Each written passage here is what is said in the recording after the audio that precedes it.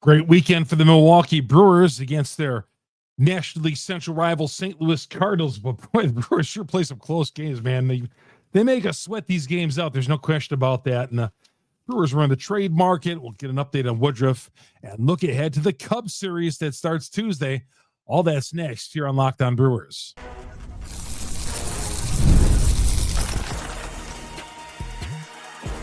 You are Locked On Brewers, your daily Milwaukee Brewers podcast, part of the Locked On Podcast Network, your team every day. When I go into these games, watch these games, and or wherever, whether it's at the ballpark or at home on the road or whatever, you know what I do? I look at the betting line, and the betting line seems to indicate where the Brewers are headed. I feel like if there's a sharp line move going with the Milwaukee Brewers, as there was on Sunday, it feels like that somehow they always come out and win. Now, like on Wednesday, when the Braves were here, there was a sharp, like a 50-point line move on the Braves. So, I mean, you watch this stuff like the stock market, and it seems like it trends in the favor of the team that wins. And in this case on Sunday, betting line moved up a little bit for the Milwaukee Brewers, like by 20 points. And the Brewers ended up coming up a winner. But man, like I said, they made us sweat this thing out. Hey, everybody, Chuck Freeman, Instant Reaction, Locked On Brewers, part of the Locked On Podcast Network. We are your team every day. Longtime sportscaster here in the state of Wisconsin. Longtime sportscaster and host. And, of course, I cover the Brewers on a regular basis and proud host of Locked On Brewers, my favorite sports team here in the state of Wisconsin. Of course, I grew up with them and all that. And I got some great emails, by the way. Messages on Twitter. A guy from Chippewa Falls, a fellow from Hudson this weekend. I mean, just to name a few places. Appreciate that. I always love hearing from you. Where you're calling from. Yeah, where you're calling from. That's like sports talk. Where are you calling from? Where you're listening to the show. Because chances are, if it's in Wisconsin, I've been to that city. And I can tell you a story about it, or I got a relative living there or whatever. So, like, the people who messaged me this weekend, I messaged them back. Yeah, Hudson, Chippewa Falls or whatever, but always love to hear you. You get me on Twitter as well. You want to message me on Twitter, Chuck Freeman, FREIMUND, or if you want to go to like our YouTube page, our growing YouTube page, you can comment there. Hit me up on Facebook as well. I don't mind. I'm not one of these guys who say, well, my Facebook page is just for my personal stuff. No, we're Brewer fans. It's all good. All right. Yeah, like I said, the Brewers, man, they won, but Caney giving up that home run in the eighth inning, then the ninth inning. I know some of you are unhappy with McGill. He's only blown 2 saves. I think he's 12 of 14 this year, or is it 14 of 16? One of the two, off the top of my head. But he's only blown 2 saves this year for the Brewers. And yeah, I know Areronado. He battled Areronado in the ninth inning, who on a 12-pitch at bat, a great at bat that Murphy would even talk about. He singled up the middle, and then a bunt single. Put 2 guys on, first and second, nobody out. But then McGill comes back and slams the door, striking out the final 3 hitters and a fist pump. And I was sitting in the stands behind home plate, and man, that place exploded at AmFam Field. It was great to be out there. I mean, when is that bad to be out there? Sunday afternoon, Milwaukee, Wisconsin. Out of the ballpark isn't that a great place to be, especially walking out of there, in the afternoon hours when they get the W. So yeah, that was a great win. Taking 3 of 4 from these guys. The Cardinals came in here on a little bit of a slide, and they continued their slide. They did come up and beat the Brewers on Saturday, but man, I'll take 3 of 4.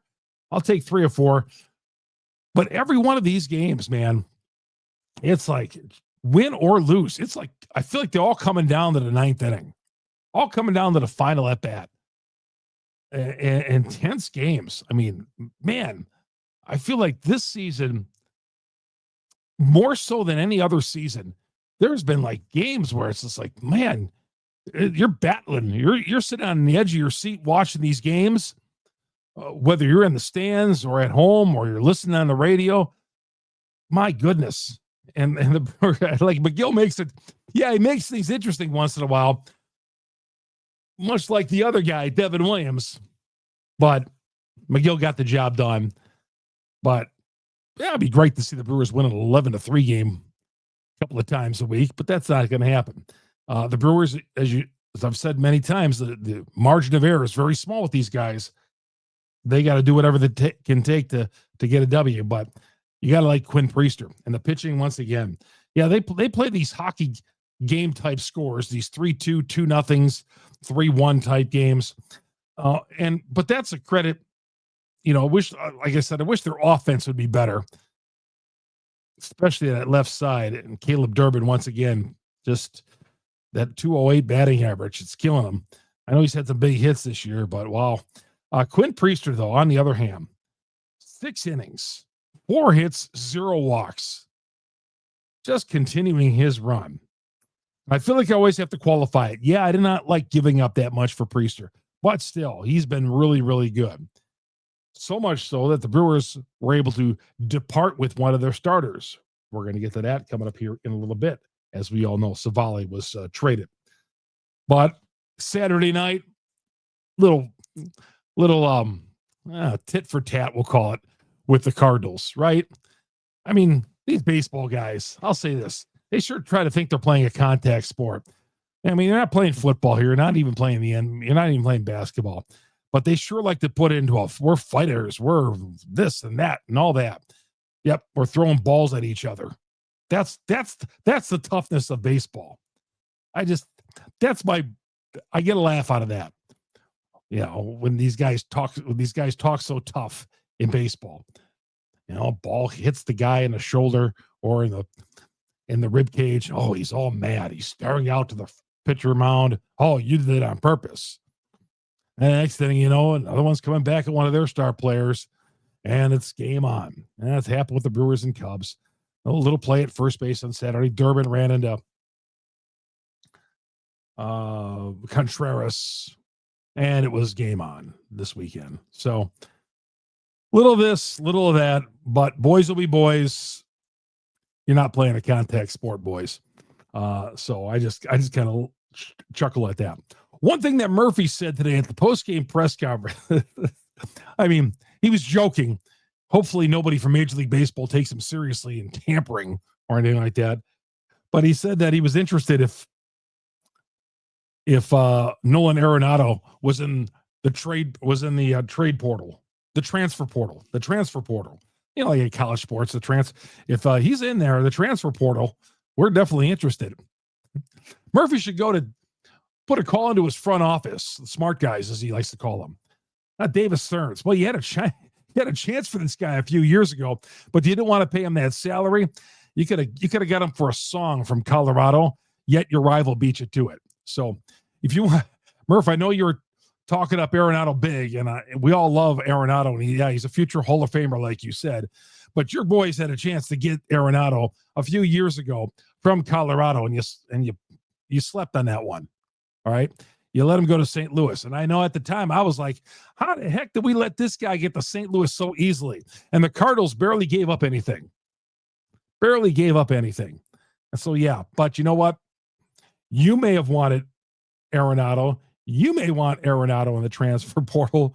But Mark Attanasio, who holds the purse strings to this, you better check with that guy first. We may have some different answers. Yeah, if he was out there, of course you'd love to have him at third base. Ahead of what you're getting right now. I mean, again, we all love our Caleb Durbins, but let's be honest. Wouldn't you rather have Arenado over at third base? Arenado's a little long in the tooth, but he's a Gold Glove third baseman, and he's still going to come up with some big hits. That base hit up the middle that he worked the count with Trevor McGill, fouling off pitch after pitch after pitch after pitch. I'd see some veteran Brewers and some younger guys, and even some veterans could learn a little bit from Nolan Areronado. Not my favorite player in the world, but he is good. Transfer portal, Murphy wants him, was joking. But Murph, why don't you call David Stearns and ask him why he did not get in on the Arenado when he was floated out there by Colorado a few years ago? Well, maybe you got to go to Mark Attanasio. Maybe that Stearns did want him, maybe. And Attanasio said, no, we don't want to pay that guy that type of money. We rather have reclamation projects like Andrew Vaughn. Let's get those kind of guys in here. See what we can do. Andrew Monasterio, we pay him, 25 cents an hour to be in a utility infield and lead off every once in a while. That's the kind of guy we like. Quinn Priester. Let's trade 3 players for him. Well, turns out, yeah, he's worth it right now. But, man, I still say they gave up too much for him. The trading deadline. One more thing I got to say before I take a break here. Joel Sherman came out on MLB Network. Well, you know what? I'm going to talk about that when I get done with the break here. I got to take a quick break. Chuck Friedman here on Locked On Brewers. A new sponsor here on Locked On Brewers, OpenPhone. OpenPhone is the #1 business phone system that helps you streamline and scale customer communication. Yeah, it's called OpenPhone, all from an app on your phone or computer. Did you juggle 2 phones, keep business and personal calls separate? OpenPhone, it will solve that for you. Your whole team can share one number, respond to customers like a shared inbox. No more who's handling this and who's handling this guy over here. An AI agent handles all the after-hour calls, answers common questions, captures leads, so you will never miss another call again. Maybe somebody calls you from overseas in the middle of the night. Well, that's where OpenPhone will come in for you. OpenPhone is offering Locked On Brewers listeners 20% off your first 6 months. OpenPhone.com/LockedOnMLB. That's OpenPhone, OpenPhone.com/LockedOn. You got existing numbers with another service. OpenPhone will port them over, no charge at all. Check it out. OpenPhone, no missed calls, no missed service or customers. Chuck Friedman here on Locked On Brewers. All right, good to have you along here. And by the way, you get our podcast on Google, Spotify, Apple. Wherever you download your podcast, we're the #1 Brewers podcast on the internet. Because you great Brewers fans out there, we're dropping this late Sunday night. For you late nighters, staying up maybe on Sunday night, maybe you got some vacation time, or especially for you Monday morning guys, first thing in the morning, you make us your first listen to every day. I appreciate that. Thank you. Thank you. Thank you. You find us on Google, Spotify, Apple, wherever you download audio podcasts. We're on all the audio platforms out there. Please subscribe, hit the alert button. All the content is free. And by all means, if you're on the audio platforms, go to our growing YouTube page. Search Locked On Brewers on YouTube. Hit the subscribe button, hit the bell. That'll alert you every time we drop an episode here on Locked On Brewers. June 15th was Sunday. Happy Father's Day out to everybody out there. We'll talk about that a little bit later on here on this show.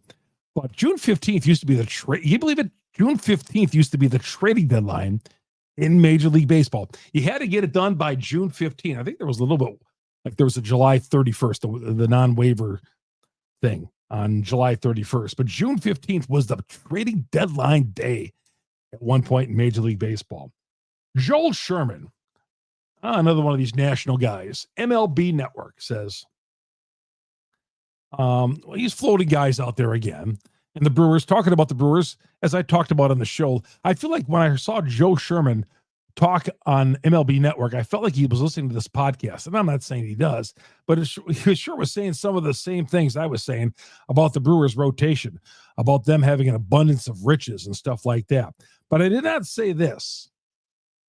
He said, well, he threw Freddy Peralta's name out there, but then he qualified it. He says, if the Brewers do not think they have, if they are not good enough, if the Brewers feel they are not good enough to win it, then maybe they will trade Freddy Peralta. You know what, Joel? You would never say that about the Cubs. If the Cubs are 5.5 out, there's another national media guy. If the Cubs are 5.5 out, had the same talent as the Milwaukee Brewers, there's no way you would say, well, the Chicago Cubs, if they don't feel they're good enough, well, they'll trade Freddy Peralta. Well, they traded Josh Hader a couple of years ago. He used that example. And how'd that work out for the Brewers? I don't think they're going down that road. If the Brewers find they're not good enough to win it, they could trade Freddy Peralta. Yeah, Joel, with all due respect, you wouldn't be saying that about the Dodgers, the Yankees, the Orioles, the Red Sox. I'd say 80% of the teams, 90% of the teams in baseball. But you could say that about the small market teams. You definitely could say that about right? I mean, because we have no problems picking on the Milwaukee Brewers. No, if the Brewers are good enough to win it, I mean, if their record is good enough, they are going to feel like they're in it. They're not going to pull what they did a couple of years ago and trade Josh Hader. Yeah, and I said, well, Peralta, you could get a lot because he's got one more year left before he becomes a free agent.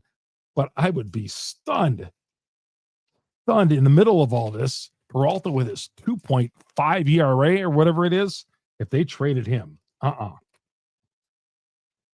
Speaking of trades, Brewers did trade one of their pitchers. I listed on the show the other day as many as 7 starting pitchers, 2 of those guys, plus 2 guys in the farm system, guys on the injured list and all that. What are you going to do with Civale? Well, Civale got moved to the bullpen, and then he requested a trade. Brewers wasted no time getting Civale out of there. It traded him the White Sox, where he joins all the other former Brewers. Civale gets traded to the White Sox.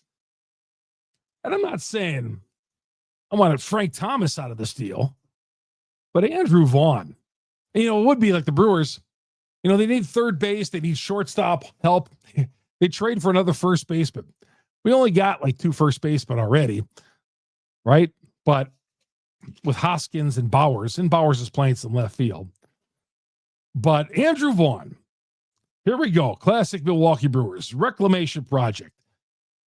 High draft pick a few years ago, 2019. Guy who's struggling, got sent to, when the White Sox are sending it down to the minor leagues, you got some issues. So he's got a lot of power, but he's hitting below 200. So they sent him down to AAA to try to work on a few things. But the Brewers, obviously, just like with Priester, they spot something. Maybe we could fix Andrew Vaughn. Would you like Aaron Civale? He doesn't want to be here. He doesn't want to be in the bullpen. So they worked out a trade. So the Brewers traded Civale. I hope someday they're not going to come back looking for Civale. I'm talking about this season. For Andrew Vaughn. Vaughn in Nashville sounds like he projects as a first baseman or a DH. He's played a few other positions as well, like in the outfield.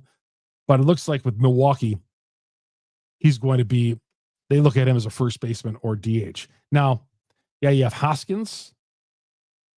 And if somehow the Brewers, and I hope this isn't the case, if the Brewers fell out of this pennant race that they're in, if the bottom fell out, they would deal Hoskins. And then Andrew Vaughn would be up here in a New York minute. In a New York minute, he'd be up here. So, but until then, Vaughn, I don't see him coming up unless he gets hot. Hoskins is playing first base. But if you notice that Hoskins, boy, Rhys Hoskins, we had a home run the other day. We've been 244 now. Batting average is dipping. Jeez, I feel like just like 2 or 3 weeks ago, he was like 280s down to 244, our guy Rhys. And by the way, speaking of Jake Bauers, why was Aaron's in the starting lineup in left field and not Jake Bauers? There was a righty on the mound. Jake Bauers, who's kind of having a pretty good season. Why are we not playing him? I know we've already clinched at least a tie for the series with the Cardinals. Why not go for the win? Why is Bauers coming off the bench? Why is he not? Why is Aaron's? Why do we give him a start in this game? I just thought that was odd. Saw the lineup. And the first thing I saw, Jake Bauers, is something wrong? Did he go to the injury list? Why is he not playing today? A right-hander's on the hill. Michaelis, why is Bauers not in? Why is Aaron's in the lineup? Well, it is a Sunday. I just thought that was kind of odd. I did not like it. Bauers, he's hitting well. He's hitting bombs. Play him. We know Aaron's is batting 133 when he came over here from the A's. Again, if the A's don't want you, we don't have, again, we're in the pennant race here. We're trying to win games. We're not the Pittsburgh Pirates at this point. We're 15 games under the 500 mark. We're trying to win games here. Put our best lineup out every day. So I thought that was just kind of odd. Aaron's, the Brewers, we do some weird things sometimes. Weird lineups, odd things. I've explained that before. The putting in Cameron in the fifth hole, once in a while leading Monasterio, some of that. And this one too falls in it. It's putting Aaron's in left field. And even Murph said after the game, half the team didn't even know him. Half the team has no idea who he is. Why aren't we playing Bowers? Everybody knows who he is, and he's playing pretty good, having a good year. All right, we come back, talk a little about this Cubs series coming up. We got a day off between now and the first game of the Cubs. We'll get to that coming up next. Chuck Freeman here on Locked On Brewers. Supplyhouse.com. Man, I'll tell you, guys in our neighborhood, Monday morning, you talk about Monday mornings, these guys are up and about, heading out in our neighborhood. I'm talking guys who are in plumbing, HVAC, electrical work. And I've turned these guys on to Supply House, a reliable way to order products online, easy to use website at Supply House. You can order complete inventory, over 200,000 parts, over 400 of the top brands. You'll find exactly what you need. Coast to coast, they ship. You'll get this in a matter of a couple of days. And you want customer service, Supply House, you'll get a live person right on the phone there. You don't have to worry about punching 10,000 prompts. You'll get a live person there every time. And check in this, the trade pros out there, you get an extra edge. The free Trade Master program offering exclusive perks, dedicated phone line, free shipping, discounts on every order. Thousands of skilled professionals already take advantage, and now it's your turn. Trade Master program, go to supplyhouse.com/TM. Start ordering plumbing, HVAC, electrical supplies, just a few clicks, and then use that promo code SH5. You're going to get 5% off your first order. That's supplyhouse.com. Down the stretch we come here on Locked On Brewers, here on a late Sunday night. Yeah, I was out there. My oldest son and I haven't gone to a game together in a long time, but I was glad to see him come down to the game, had some popcorn, sat behind home plate, and watched the Brewers in a game that just flew by. Just flew by. Got a little tense, but they got the job done. Brandon Woodruff quietly moves to the 60-day injured list with the move of Mizorowski last week. Threw a bullpen session on Sunday, 25 pitches, elbow's not even an issue anymore, and he looks to be okay. Sounds like Woodruff is going to come back right around the All-Star break, but I feel like he's been on the 1,000-day injured list. Brandon Woodruff. Are the Brewers are they going to get anything out of this at all? I mean, I love Brandon Woodruff, but my goodness. Could they be paying, when they gave him a 2-year contract, could they be paying for like a month's worth of that? Of actual, I mean, I'm to a point where I don't even feel like reporting on when he has progress or when he has his rehab assignments and all that. Because every rehab assignment is, he's going great. 6 innings, 5 innings, through 70 pitches. Oh, the fastball looked great, ready to go. And then just before he's ready to come up, something happens. And I know it's bad luck. Elbow off the ball off the elbow. Tendonitis in the ankle. Oh my goodness. We got to get this guy up here. And we got to get tired of reporting. Well, he threw a bullpen session for 25 pitches. We've been doing this now for 3 months. Starting way back in spring training when he pitched the live hitting for like 20 hitters. We're still doing this. But man, could end up paying him a 2-year salary of rehab. And I hope we're not paying him that 2-year salary of rehab so somebody else can benefit from this guy if he becomes a free agent at the end of the year. 2 years of rehab. I don't know. Time will tell if that was a mistake. I mean, I was all on board. I was happy that he was coming back. I like Brandon Woodruff when they signed him to that deal. But man, could that have been a mistake? Again, some bad luck along the way. Rafael Devers gets traded to San Francisco. Was unhappy in Boston because he couldn't play third base. Well, we have a spot at third base over in Milwaukee. Why didn't he come to Milwaukee? 310 million reasons why. 310 million reasons why. he would not be coming to Milwaukee. And it's actually less than that right now because he signed the contract. He's in the midst of a $310 million deal. I think the Giants got like 7 more years on that deal to pay up. The Cubs are up next. Cubs 44-28. Of course, they won 2 games in late fashion against the Pirates. The Pirates are right there Saturday and Sunday. And somehow the Cubs found a way to win both of those games late. So the Brewers stay 5.5 out again. 5.5 games out. Got it down to 4.5 after Friday night's game because the Pirates won on Friday afternoon at Wrigley. And then the Brewers won Friday night. They got it down to 4.5, but here we are back to 5.5 games behind. Here are the pitching matchups. Chad Patrick against Ben Brown. That'll be Tuesday. Wednesday, Italian against Mizorowski. Makes the start in game 2 on Wednesday. Game 2 of the series. And then Freddy, Thursday afternoon against Cade Horton, the rookie for the Cubs. So that's the way it looks. Brewers and Cubs. Cubs at 44-28. The Brewers 39-34. Second place in the NL Central. Great weekend. Yeah. Taking 3 or 4 for the Cards. Take that one every day. Plus, it was a beautiful weather to be out there. And now the Brewers go to Wrigley. And I'm sure a lot of Brewer fans, I'm looking to go down there maybe Wednesday. I was thinking maybe the Wednesday, then Thursday afternoon game. We'll see. But I'm probably for sure going to be going on Wednesday. If you see me around the ballpark, if you see me walking around Wrigley, heading up to the press box, as always, stop and say hello. Ran into a few of you guys today. I was going to get my popcorn, took a selfie with a couple of you guys.